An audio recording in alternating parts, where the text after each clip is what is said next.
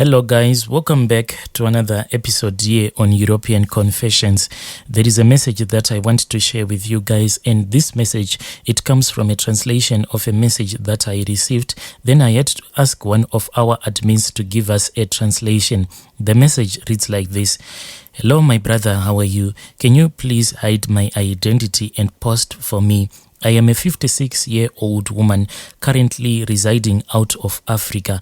I have a story to share with you. My story began when I was still back home. This was in Africa. To be more precise, I grew up in Zimbabwe. We grew up on a farm. It was a tobacco farm. My mother was from Malawi and my father was a Zimbabwean, but we can trace our family history all the way going back to Mozambique. When we grew up on that tobacco farm, life was really terrible because our parents were not even paid their salaries with money, but they were paid in form of a 25 kg of mealie meal and a 10 kg of beans, a packet of salt. This was their monthly salary. Here and there, the farmer used to kill some game meat and give that game meat to his farm workers. Life was just a struggle. It was just a matter of you being sort of like a slave, but with all the hardships that I used to see when I was growing up, because I still remember that a couple of times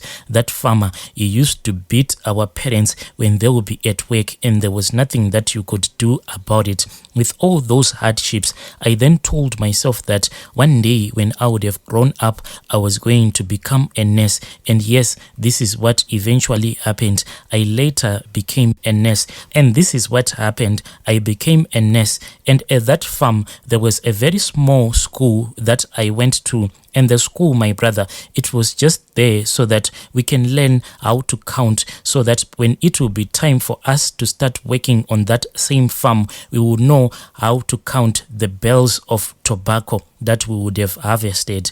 But in my mind, I had since rejected this kind of a life. I wanted more in life. So I ended up running away from home. I ran away from home at the tender age of 15. And I started working in the city as a maid. When I was working in the city as a maid, I then ignored the city life. Then I started attending night school because I knew what I wanted to achieve in life.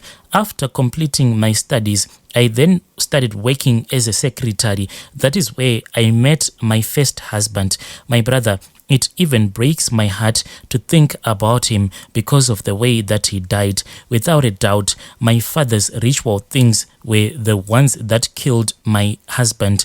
After I had gotten married to my husband, me and my husband, we planned for us to have a court wedding because in those days back in Zim, for you, in order to purchase a house, you needed to have a marriage certificate. So me and my husband, we decided that we should go to the court and have our wedding there so that we can purchase our first property. When we traveled back to the farm, me and my husband, we went there and we informed my father about all of the things that we wanted to do. And we explained the situation to my father. We told my father that the only reason why we wanted to quickly have this court wedding, it was because we wanted to purchase our own first house, and we thought that my father was going to be happy. I even tried to explain to my father that he had been working at that farm all his life, and if he was going to get fired, there was no way he could go and stay, and he didn't have any pension or anything. So I told my father that if I could get that chance to have a house of my own, if anything could happen to my father or my mother, they will know that when they would just come and I will build them, and I would build for them a back room so that they can stay. But my father, he rose up from where he was seated and he started to complain. He was so angry on that day. I had never seen him so angry like that. My brother, I didn't even believe it when my father eventually cursed me on that day. He cursed me and he said to me,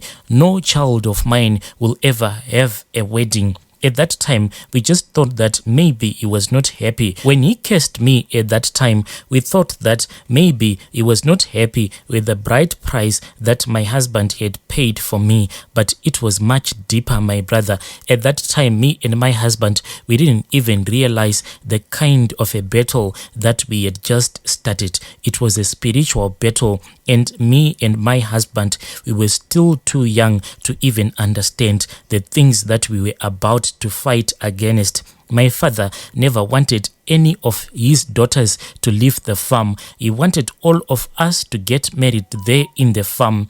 I soon found out that my father had married me off to another family when I was maybe at the age of 5, and the way that he married me off to that family was that he was gambling one night, and when he realized that all of his money that he had been using for the gambling on that night was gone, he then decided to gamble with me. So when I grew up and when I got married, he was so angry. And even now, my brother, I am still suffering from that curse, because the father of the boy whom I was supposed to be married to when I was mature enough, that boy's father was a traditional healer. That man was the one who gave my father the money, and my father had agreed that I was going to be married to that man's son. So my father had married me off in secret. And by the time that the traditional healer found out that my father had married me off to another man,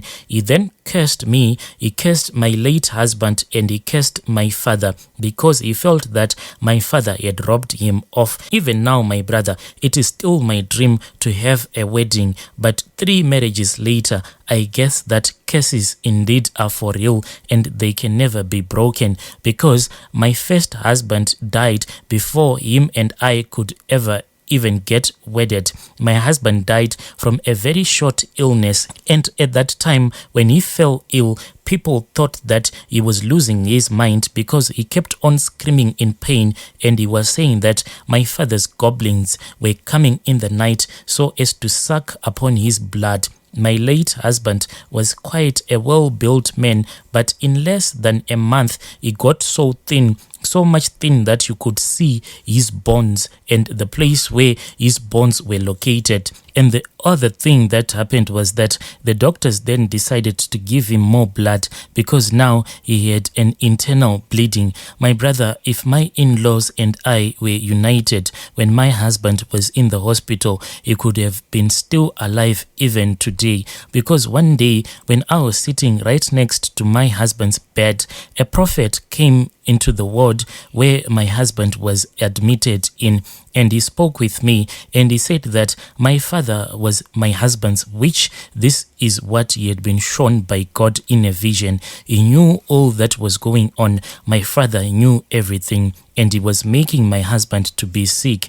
And every night my father will get out of the house with a small bucket that will be filled with water. And that prophet told me that whenever he will get out of the house with a small bucket that will be filled with water, the water was a representation of my late husband's blood. And throughout the night, my father's tokoloshes would come out of the bushes that were nearby. That is where they used to stay. Then they would come to our house. Then they would drink water from that bucket that would have been placed outside by my father. As those tokoloshes will be drinking the water from that bucket, that is how my husband was losing such a huge amount of blood each and every day. When the prophet spoke with me, I begged him to stay until the arrival of my in-laws, and he agreed. When my in-laws came, it was already past visitation hours when my in-laws came. So I was sitting outside this hospital that is called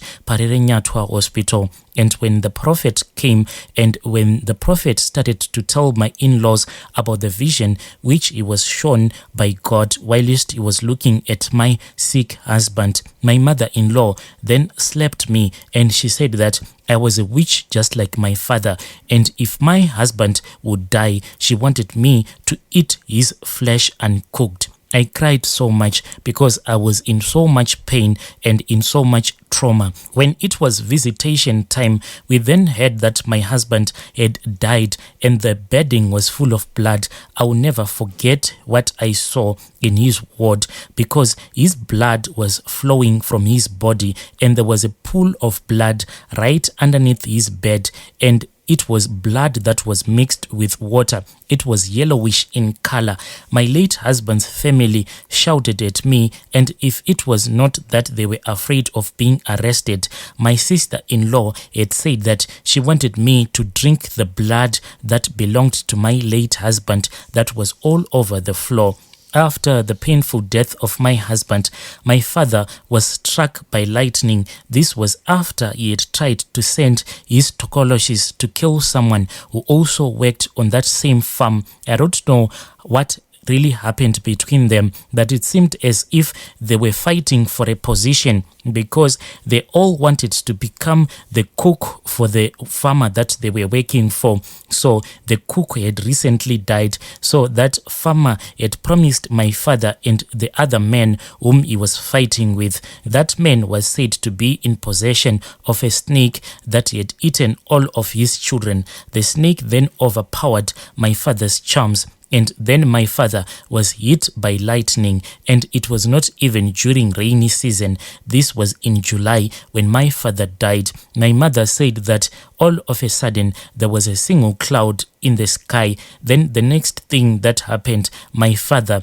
was struck by lightning whilst he was busy fixing his bicycle. Because I knew of all the charms that my father had, I avoided to be there when we were supposed to divide his inheritance. My father didn't have any inheritance as such. It was just some old clothes. At church, I had been told that I should avoid that kind of a gathering, because as his clothes will be divided, some of his voodoo charms were going to be transferred to me. My brother, at that time, I was tired of living under control of his voodoo charms. So I lied to my mom that I will come back soon after we had buried my father. I lied to my mother that when they would divide my father's clothes, they should put my share aside. Then I will come and collect those clothes that would have been for my inheritance from my father. But it was just a lie, my brother. I never went to collect those clothes.